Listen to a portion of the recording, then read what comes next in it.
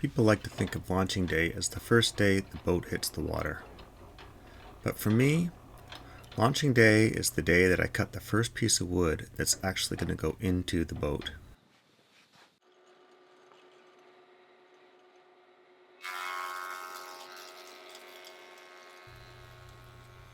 I love looking over plans and I love lofting, but at that point you're still kind of in the dream stage of the build.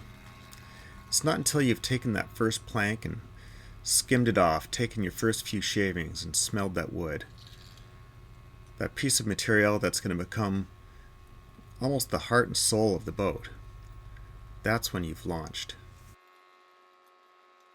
And in this case, our first piece of wood is this big piece of Sitka spruce. It's beautiful, it's clear, it was expensive, but we're going to do our damnedest to get the best material out of it and do this piece of wood justice. Step 1 is just surfacing these planks. I'm not worried about the final thickness just yet, I just want to see what these planks can yield. It's impractical to try and run them across a jointer, but I use my thickness planer very much like a jointer. I'll flip the planks over from side to side, and in the end I've found sort of a happy medium between the opposing surfaces. Now we can see what we've got. Now we can see what this plank could become. Step 2 is jointing one edge. Once again, it's impractical to think about trying to run these planks over a jointer. If a plank has a particularly big wow in it, I've got a sled that I run on my table saw that will clean that up. In this case, we lucked out. This plank is nice and straight. It's just a little bit of work with a hand plane that's going to sweeten it up. Sitka spruce truly is an incredible material. While it may look soft and featureless, it's got a resilience to it that is unparalleled by anything else. That's why instrument makers prize it above all other woods for its tonal qualities. Aircraft builders prize it above all other woods for its strength to weight ratio. And for us as boat builders, you'll find no better material for making spars. When you work with this stuff, you better have your tools absolutely razor sharp, because you can really feel that interlocking grain fighting you the whole way. You might notice how occasionally my feet are losing traction as I try and push my way down the length of this plank. I have a true reverence for these materials. I pick up a scrap, I reflect upon how long it took a tree to grow that little piece of material. Each of those growth rings representing a full year in its life, and just the vast number of years it took to get to that point where I've got this piece that has its nice tight grain. While I was at the lumber yard picking through the Sitka spruce, I didn't take the best plank in the pile. In fact, I took the worst plank in the pile. I took the piece that had a defect, just beyond the length that I needed for my work. I figured I'm not going to take one that's better than I actually need. Somebody else might need that. These trees aren't going to be around again for anybody to harvest for hundreds and hundreds of years. I don't want my use of that material to be in vain. Out of this one plank, I expect to get all the underlying structure of the boat: the shear clamps, the deck beams, and the keelson. So let's understand that the keel and the keelson are two different things. The keel is the ballasted construction that we're hanging off the bottom. The keelson is the internal backbone of the boat. So I'm going to take my gunnel structure off of this side, I think. It's really nice. Oh, God, there's gorgeous grain on this thing. It's just so tight. When we wake, hear the birds and see the sun. Side by side, our fears are done. All the good times just begun. Oh, we know what we have, let's hold on tight. Found what we're looking for in life. Call us crazy, but things are finally right.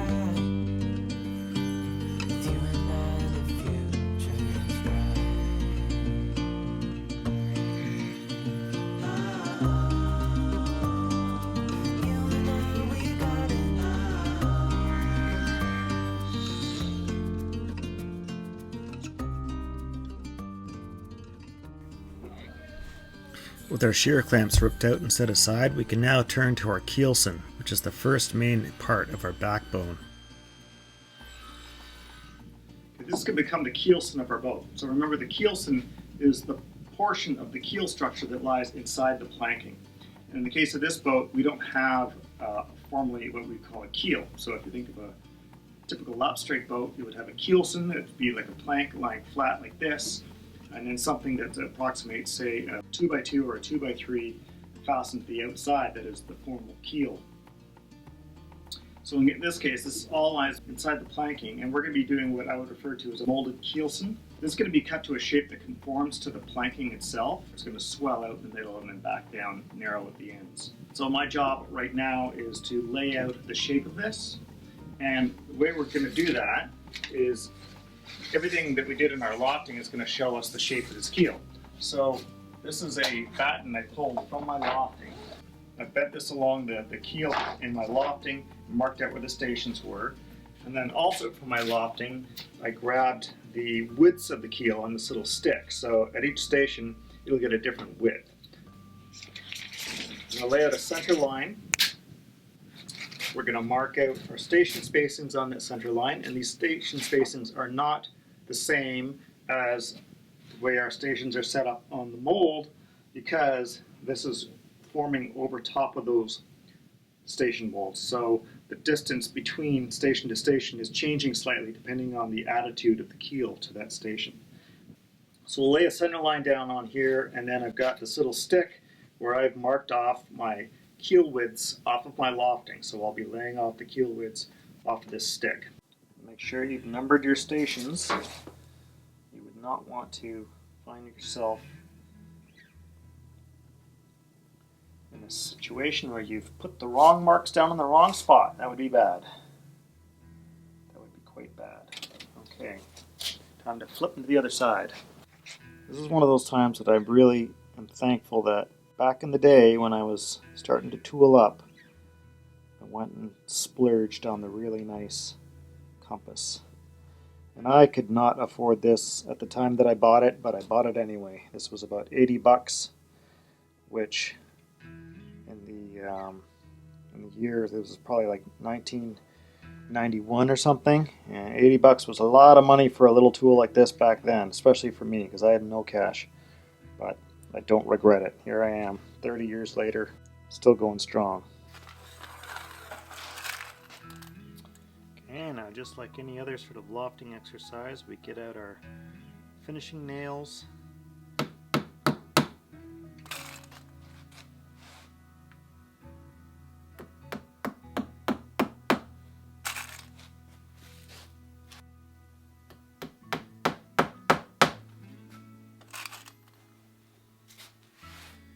These two are running so close to the edge.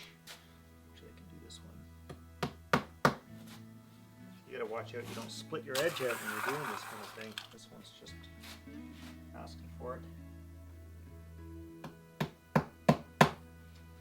It stands to reason if you used one batten to loft this in the first place, the same batten should do a pretty good job of lining it off on your finished part here.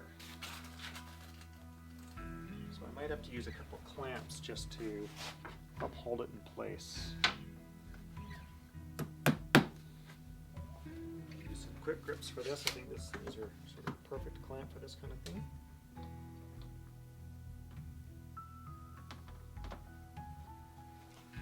When quick grips first came out, I was highly skeptical of their ability to do much for me.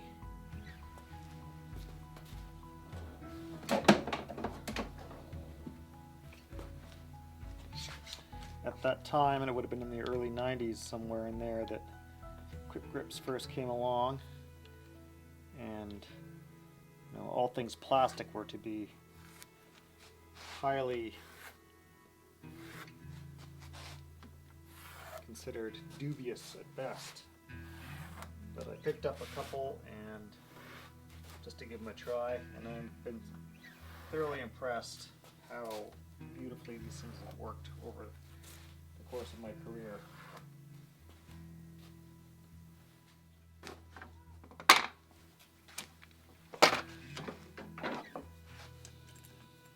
simply flip these nails to the other marks and do that again.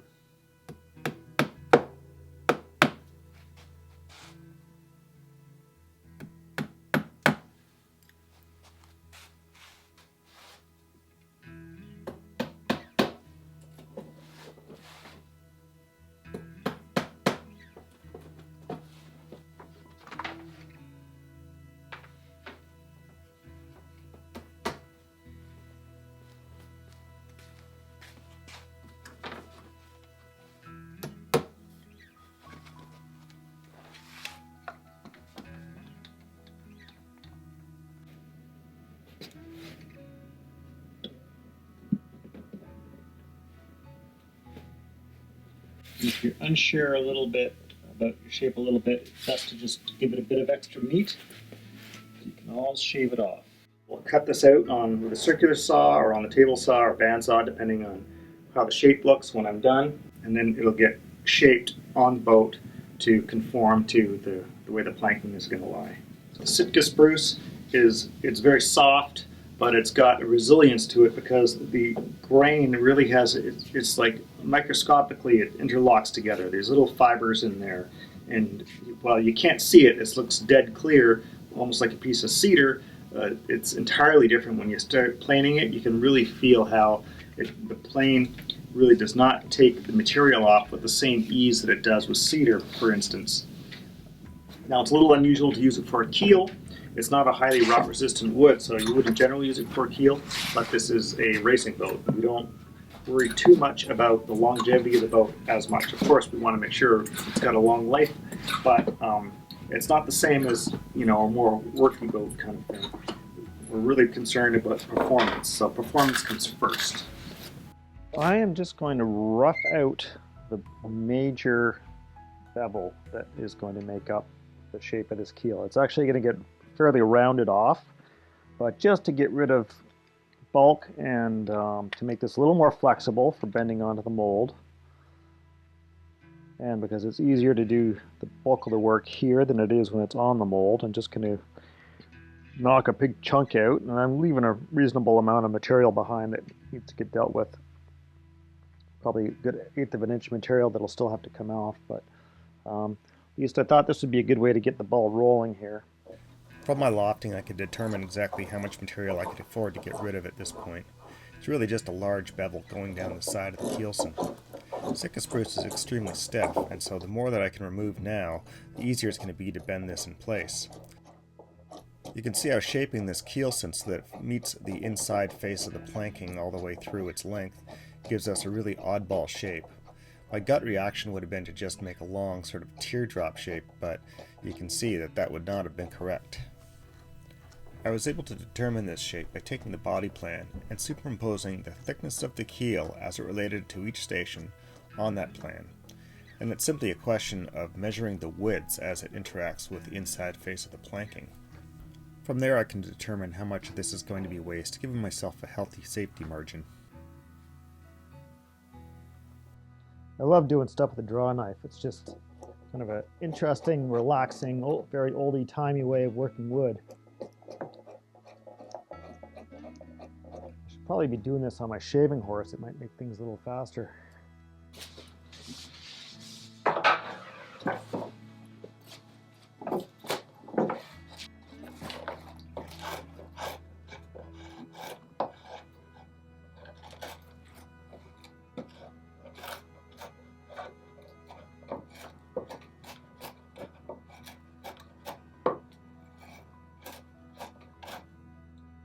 The grain definitely runs the opposite direction of this. Okay, oh, gotta go the other way.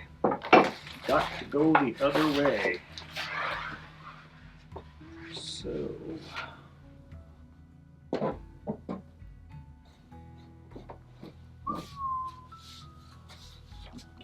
Okay. That'll work.